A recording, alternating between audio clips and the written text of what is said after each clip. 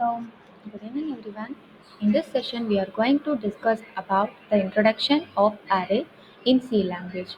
So, in this session, we are going to discuss the basic declaration of an array and the terminology, then how the array elements are accessed and how the values in array are stored, and the basic types of array.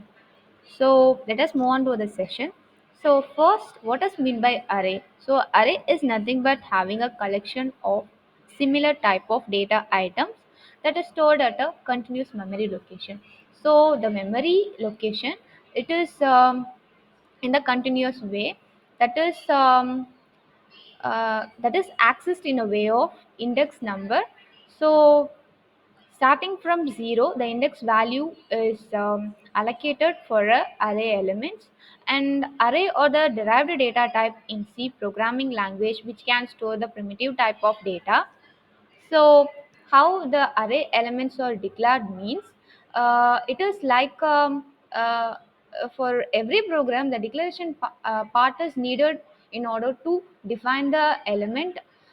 So, declaration of a one-dimensional array can be done with the data type first, and that is followed by the variable name, and finally the size of the array is enclosed within that square bracket. For example, the declaration of one-dimensional array is given as int space a of 5. Here, int specifies that is the data type integer, and a is nothing but the array name, and that has a size of 5. So the index value for this element should be starts with 0 and ends with n minus 1, that is 4. So the next thing we are going to discuss about is array terminology. So the first thing is size. So size is nothing but the capacity to store the element in an array, and type. Type is nothing but the data type that is defined in the array. Then the base. So base is nothing but the address of the first element. So the index is nothing but the array element. The array name is used to refers the array element. So range is nothing but the index of the array. So finally, a word that is indicates the space required for an element. So these are all the terminologies for an array. So the next thing we are going to discuss about is accessing the array in the accessing the element in an array. So for accessing an individual element for an array is using index value. So for example, to access the fourth element, we must give an array of the array name.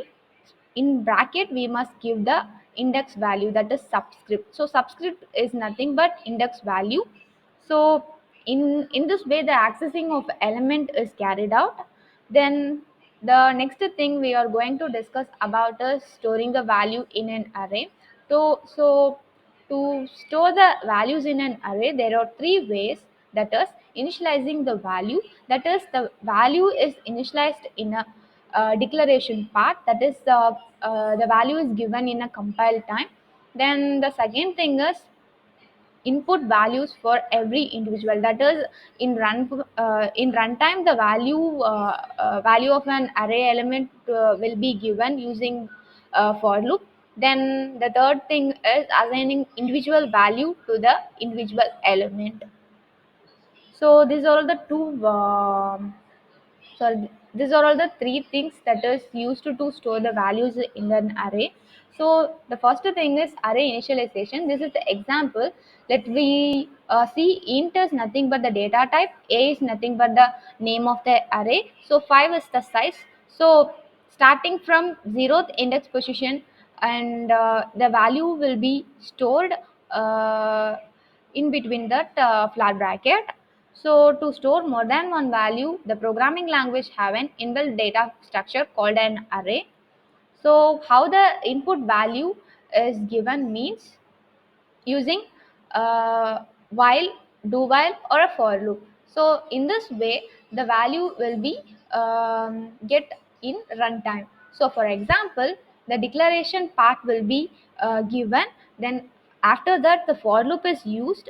In between the for loop, the initialization part, I is given as 0 because the index value is starts with 0. So the I value is begin as 0 and I less than n minus 1. So I less than 10, then I plus plus. So after that the value is incremented. The value for every value is read from user. So this is the example program uh, for this thing. So first main function, after that the declaration part. So the value, the array element is declared here. After that the clear screen, in order to clear the output screen, it is given. And after that, using for loop, the num of I is an array that is read from user. After that, using for loop, the element which is given by the user is printed using the same for loop. After that, the address of the variable is printed using ampersand. Okay. Then the next thing is assign a value to a array. So any value that evaluate to the data type of the array can be assigned to the individual. So in between the individual, the using the index value, the individual value is given to the array element. So this is also a process in storing the value to the array.